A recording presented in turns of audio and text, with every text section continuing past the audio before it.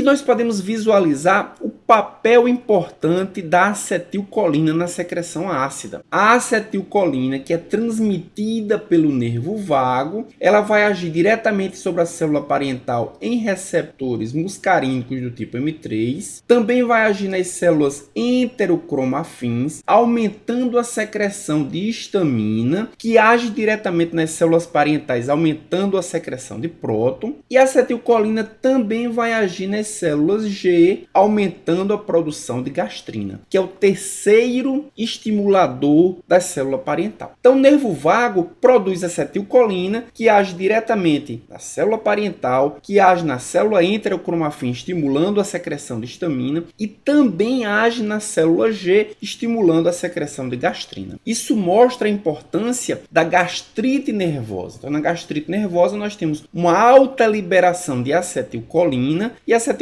irá agir em vários pontos da fisiologia gástrica, estimulando a secreção de ácido. Aqui nós podemos ver o papel do H. pylori na doença ulcerosa péptica duodenal. Então aqui nós temos a bactéria, o Helicobacter pylori, e o Helicobacter pylori ele age por dois mecanismos. O primeiro mecanismo é através da produção da urease, e o aumento da atividade da urease produz um aumento do pH. O aumento do pH vai estimular a célula G a produzir gastrina, e a gastrina vai agir na célula parietal. Esse é o primeiro mecanismo. O segundo mecanismo é o que Helicobacter pylori ele induz mediadores inflamatórios. Mediadores inflamatórios esses que vão bloquear a célula D. E o que é que a célula D faz? Produz a somatostatina, que inibe a célula G. Então, se os mediadores inflamatórios estão bloqueando a célula D, nós temos uma redução da inibição da célula G, ou seja, nós temos um aumento de gastrina, ou pela atividade da urease, aumentando o pH, ou por causa dos mediadores inflamatórios que vão bloquear a inibição da célula G. De qualquer forma, a gastrina vai agir nas células parietais, produzindo uma proliferação celular de células parietais. Consequentemente, nós observamos um aumento da secreção do ácido e a instalação de doença ulcerosa duodenal. Aqui nós podemos visualizar a úlcera gastroduodenal. A úlcera é um ferimento encontrado na mucosa, e esse ferimento ele pode ser na região esofágica, uma região desprotegida, uma região que não tem barreira para o ácido. Pode ser encontrada também no duodeno, a úlcera duodenal, uma outra região sem barreira. Mas mesmo tendo barreira, como nós vimos, se o paciente tiver, por exemplo, Helicobacter pylori, ele pode ter uma úlcera gástrica. São os três principais tipos de úlcera: é a úlcera esofágica, a gástrica e também a duodenal. Qual a frequência dessas úlceras na população geral? Pensando apenas na úlcera de estômago, nós temos 10% da população, a úlcera se localiza mais na região do fundo do estômago. Cerca de 64%, ou seja, a maioria das pessoas tem úlcera gástrica na região do corpo e apenas 1% na região do ânus. Já pensando na úlcera duodenal, 90% das pessoas a úlcera se localiza na parte proximal do duodeno e apenas 10% na parte distal do duodeno. Quais as causas da úlcera gastroduodenal? Principal causa é o Helicobacter pylori, a presença da bactéria Helicobacter pylori. Mas também são causas de úlcera gastroduodenal o uso de anti-inflamatórios não esteroidais, que entra nos fatores agressores. Um dos principais é a aspirina. Nós vimos que o nosso paciente do caso clínico faz uso de aspirina. Também estresse severo, e observamos que a acetilcolina produzida pelo nervo vago em circunstâncias estressantes, ela estimula a produção do ácido. Também o uso de bebida alcoólica em excesso, já que o álcool é agressor direto da mucosa estomacal. Também o tabagismo. Nosso nosso paciente também fazia uso de cigarro, e também um tumor produtor de gastrina. Gastrina é um estimulador da mucosa estomacal a produzir mais ácido, uma síndrome chamada síndrome de Zollinger-Ellison. Podemos observar aqui nessas imagens que mostram a causa da úlcera gastroduodenal. Quando essa úlcera é duodenal ou gástrica, a principal causa é o Helicobacter pylori. Mas a segunda causa, ela é diferente. Se ela for uma úlcera gástrica, nós temos uma frequência maior de AINES relacionados com a úlcera gástrica comparado com a úlcera duodenal. E qual é o papel do AINE na úlcera gastroduodenal? Então nós temos os efeitos sistêmicos e os efeitos tópicos do AINE. Então a aspirina, por exemplo, que o Tom usou, como é que ela vai agir aumentando a chance desse paciente ter uma úlcera? Primeiro mecanismo é por inibição da ciclooxigenase. Se ele inibe a ciclooxigenase, ele diminui a produção de prostaglandinas protetoras do estômago, que aumenta a secreção de muco e também de bicarbonato, como por exemplo a prostaglandina PGE2. E aí nós teremos, com a diminuição das prostaglandinas, aumento da secreção gástrica do ácido, diminuição da produção de bicarbonato e também diminuição do fluxo sanguíneo. O segundo mecanismo do AINE é aumento da expressão de moléculas de adesão intercelular no endotélio vascular gástrico. O aumento dessas moléculas de adesão faz com que aumente a aderência dos neutrófilos às células endoteliais vasculares, aumentando assim um processo inflamatório local. Isso produz lesão de mucosa, pois os neutrófilos produzem radicais livres e também proteases e que vão destruir o tecido gástrico. Já os efeitos tópicos, eles acontecem da seguinte forma: a aspirina em pH ácido, ela está na forma principalmente molecular. E como nós sabemos, os fármacos na forma molecular, eles são mais lipofílicos. Se ele é mais lipofílico, ele atravessa mais facilmente a membrana plasmática da célula gástrica. Só que dentro da célula gástrica nós temos um outro pH. Nós temos um pH 7. E o pH 7 favorece a ionização da aspirina. Então nós temos a aspirina não ionizada fora da célula, na luz estomacal, e a aspirina ionizada dentro da célula. E dentro da célula, o H+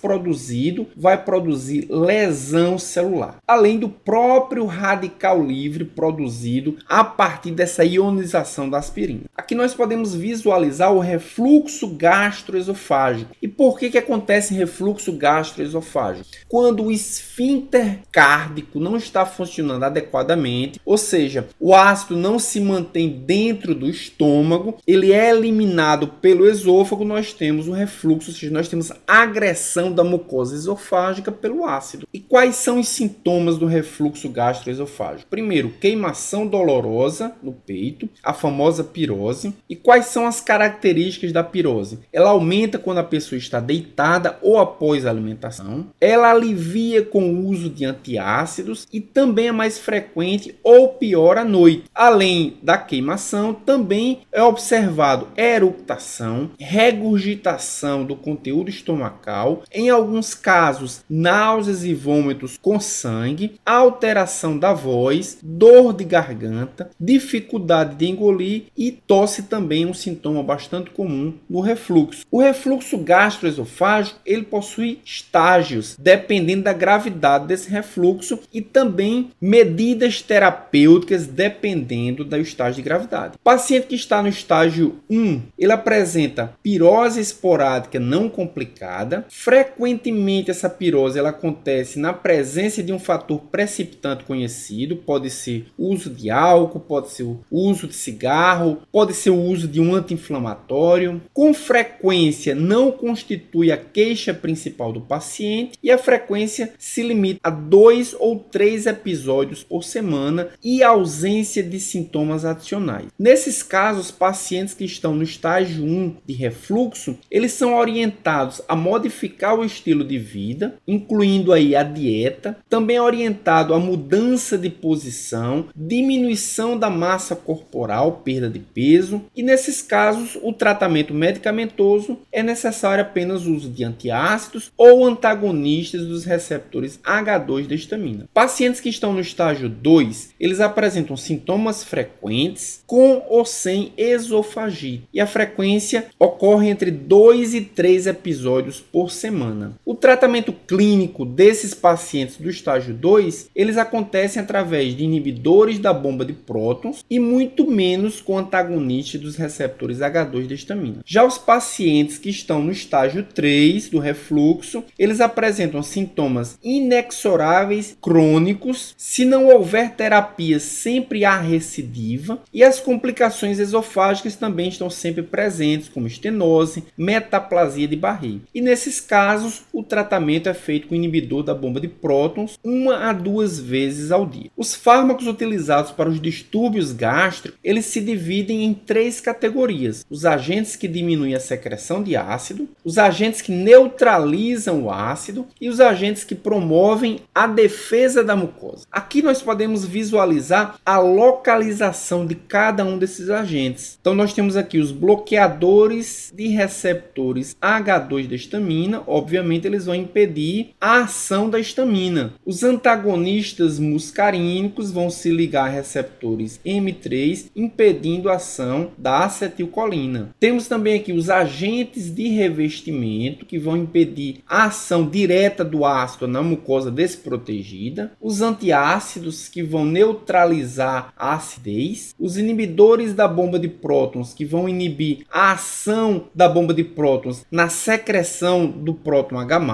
e os antibióticos e o bismuto, que vão agir diretamente sobre a bactéria Helicobacter pylori, que, como vimos, é uma causa importante de úlcera péptica. Então, os redutores de acidez gástrica principal são os antagonistas dos receptores H2 e os inibidores da bomba de prótons. Os neutralizantes da acidez são os antiácidos e os protetores da mucosa gástrica principal são os sucralfatos compostos de bismuto e também os análogos das prostaglandinas. Os bloqueadores H2 da histamina, como nós vimos, eles se ligam nos receptores H2, impedindo a ação da histamina. Então, eles são antagonistas histaminérgicos de receptores H2 e eles agem por inibição competitiva. Essa ligação não é irreversível. Então, se aumentar os níveis de histamina, pode haver um deslocamento e pode haver uma redução do efeito dos bloqueadores H2. Eles são altamente seletivos frente a H1 e H3. Eles inibem cerca de 60 a 70% de toda a secreção da célula parietal. E a pergunta é, por que não inibem 100% da secreção?